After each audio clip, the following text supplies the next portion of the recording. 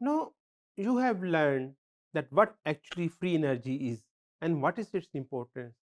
Let us take some examples from the biological world to understand what free energy is. So, just to refresh your mind, the Gibbs free energy or delta G, it determines the direction of the reaction, that whether or not the reaction will be spontaneous. So, if its value is negative, the delta G value is negative, the reaction will be spontaneous, and if it's positive, the reaction will be non-spontaneous. And you know the reason of it. We will not go into detail of it now.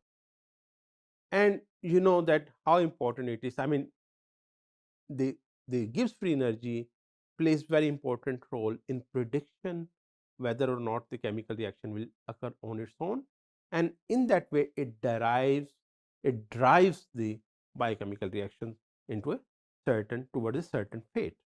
You know that there are exergonic reaction and endergonic reaction. Exergonic reactions are those reactions which release energy. Most of the time it's the catabolic reactions which release energy. For example, the respiration is one of the most major example of these exergonic reactions. In cellular respiration, you know that, and you the a very major mega portion, I must say, of this course is on this cellular respiration. Metabolic pathways you will be discussing actually are in one way or the other way an example of the cellular respiration. So, one very simple example of cellular respiration is then when glucose gets oxidized to oxygen, giving rise to the formation of the products like carbon dioxide and water, and you get the energy. You see the delta G value here, that is minus 800 minus 686 kilocalorie per mole. It's a hugely negative value, and it shows how spontaneous this reaction is. And that's why I am now talking. I'm talking while I am talking. I'm also respiring, and this shows that how spontaneous is this process of respiration. And this high negative value of delta G shows the strength of that spontaneity, the direction of that reaction. I mean, this is one of the reasons that we can respire very easily all the time. Then, of course, you need energy for whatever you do, even for the respiration also. And the molecule which you need here all the time is the high energy molecule, the ATP. One important feature of ATP is that it is very easily hydrolyzable, and its hydrolysis then give rise to a huge chunk of energy.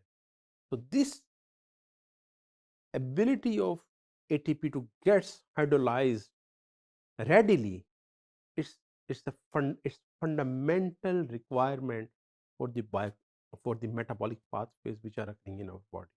Again, it's an example where reaction is spontaneous, where delta G value is highly negative. For example, one bond of the phosphate which is broken from the ATP, it gives rise to minus 7.3 kilocalorie per mole energy. And you know, you have triphosphate, three phosphate moieties in ATP. Then there are also the endergonic reactions.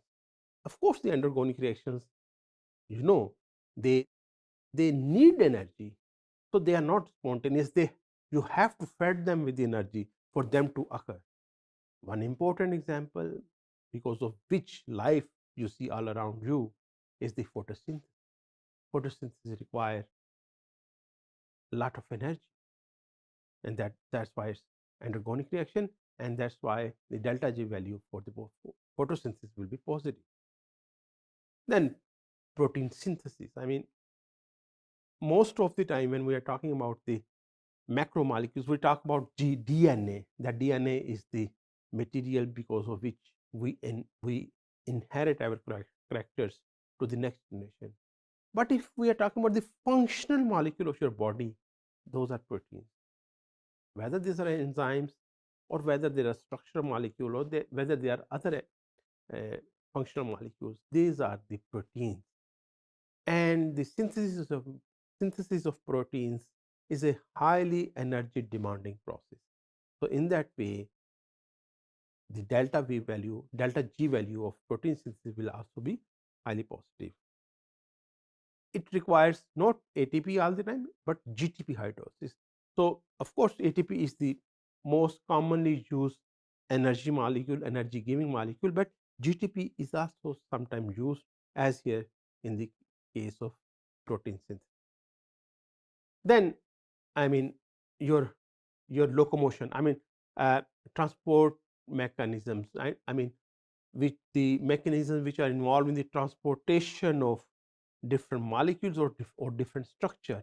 Even when I am doing like something like this, it involves the transportation molecules. It involves the molecules like tubulin. It involves the molecules like actin, myosin, contractile molecules.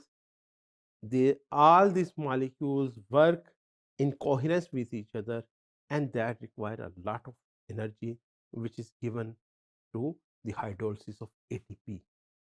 Similarly, sodium potassium pumps, in addition to other functions, the major function of these pumps is that your neuronal function, your nervous activity, the activity which is because of which you can think, your brain based activities, they are very much based on the sodium potassium pump. They also require a lot of energy, which is provided by the hydrolysis of ATP. So in that way, that is also these, and because they need energy, the delta G value is positive for these reactions also. Then of course, and you will see throughout this course, the metabolic pathway, and that's why this course is about metabolism.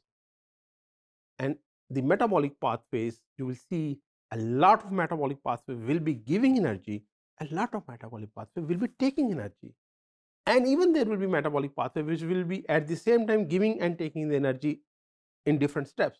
Like glycolysis, you will learn that how some phase of the glycolysis are energy demanding and some phases of the glycolysis are energy giving. But ultimately, the net product is that you get the energy from glycolysis.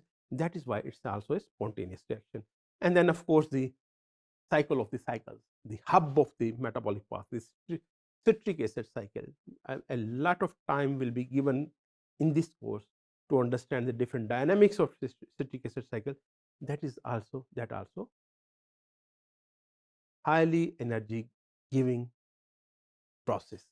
Then, of course, energy storage and transfer. Again, we have already talked that in the form of ATP, the energy is transferred, and one of the molecules is ATP, and other molecules are also involved. The phosphorylation is the fundamental process which is involved in this energy yielding. And all these reactions involve phosphorylation, and you will see in the coming lectures when we will be talking about ATP and the dynamics of ATP, that what is so important in the phosphorylation process, why it is key in this giving and taking the energy. We will see in detail.